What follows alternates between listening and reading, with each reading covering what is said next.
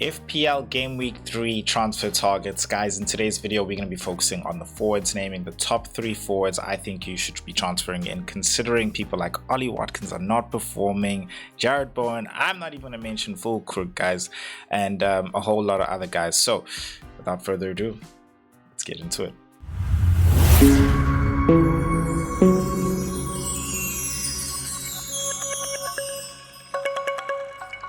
So here's a stat for you guys. Over 70% of you guys watching are not subscribed. Now, let's make a deal.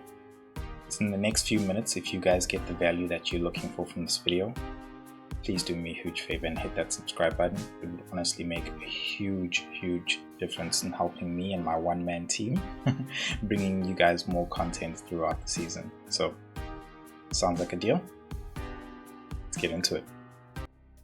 All right, guys. Yes, I did forget to change my rank when I recorded the midfielders, these top midfielders to bring in for Game Week 3, but I've done it. Here we go. So Game Week 3 top forward transfers. I think number one, guy who we've really all been overlooking, which is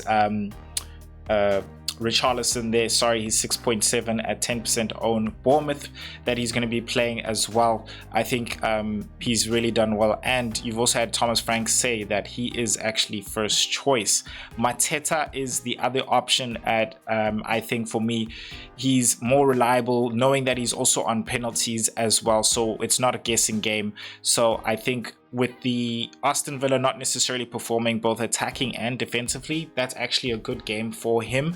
And then you've also got Sunderland and as well as West Ham. Then at least the Liverpool game is at home. So I think with a lot of routes to points, I think, guys, he's a clear option. The last but not least, the man himself, Mr. Reliable Chris Wood, coming through again with a banger of a season start.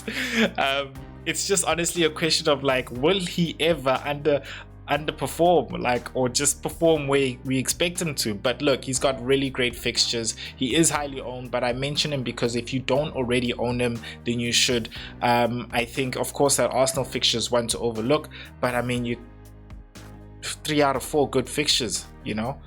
I mean, it's definitely somebody to go for. Now, let's go into the honorable mentions for the forward transfers. I think Thiago is somebody we could definitely mention as well, playing Sunderland in this game week. If you're looking for a forward to bring in, whether it's just for the week and you're playing a free hit, I think he's definitely somebody. I believe we know he's on penalties, with Wissa not necessarily playing as well, and I think looking for a move out, I think he's also a good transfer to bring in even for the long term. I'm always okay with an attacker playing a hard fixture because he could potentially really get that goal against Chelsea, maybe even Fulham and Man United at home, but they look really good at home.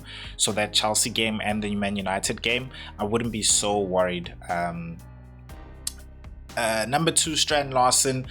Newcastle did put in a bid for him and Wolves said no, he is not for sale. So he is looking like he will stay. Just based off of that, I don't think Newcastle will come back in. I think they'll probably scramble to look elsewhere, but he is a safe option to come in, considering he's got Everton at home, Newcastle away, which will definitely be a tough game, but Newcastle with those injuries as well as the red card, which I think might be changed to 1 game now, suspension, or 2, but I think he'll definitely be able to put a scratch on Newcastle. And then you have Leeds as well at game week 5. So I think, you know, 3 game weeks which are definitely he can you know, give you a return there, and then Tottenham being a tougher one, with Tottenham looking to be a very good defensive team as well.